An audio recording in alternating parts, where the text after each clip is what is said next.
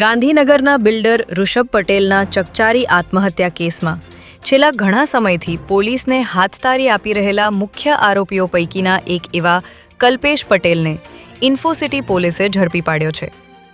ગાંધીનગર નજીક સુઘડ ખાતે શિખર બંગલોઝમાં રહેતા ઋષભ પટેલે ગત જાન્યુઆરી મહિનામાં માનસિક ત્રાસથી કંટાળીને અંતિમ પગલું ભરી લીધું હતું, જેને પગલે પોલીસે 4 આરોપીઓ સામે ગુનો નોંધી પાન પાર્લર ચલાવતા મહિપાલસિંહની ધરપકડ કરી હતી।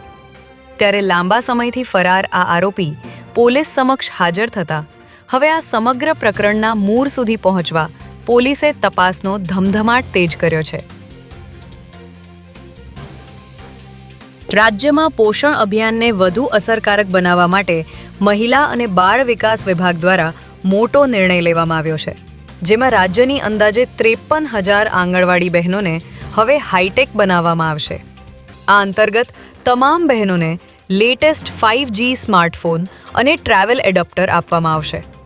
આ નિર્ણયનો મુખ્ય ઉદ્દેશ પોષણ ટ્રેકર એપને વધુ અસરકારક બનાવવાનો છે, જેથી બાળકો અને ગર્ભવતી મહિલાઓના પોષણ સંબંધિત ડેટાનું રિયલ ટાઈમમાં મોનિટરિંગ કરી શકાય।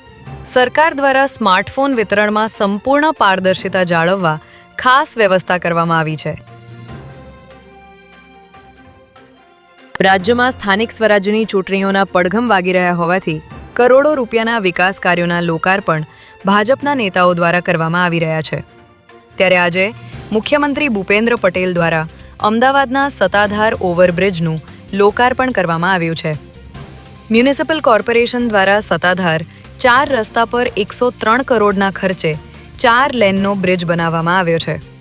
ત્યારે આ બ્રિજના ઉદ્ઘાટન પ્રસંગે મ્યુનિસિપલ કમિશનર બંછાનિધિ પાની અને ભાજપના અગ્રણી નેતાઓ ઉપસ્થિત રહ્યા હતા।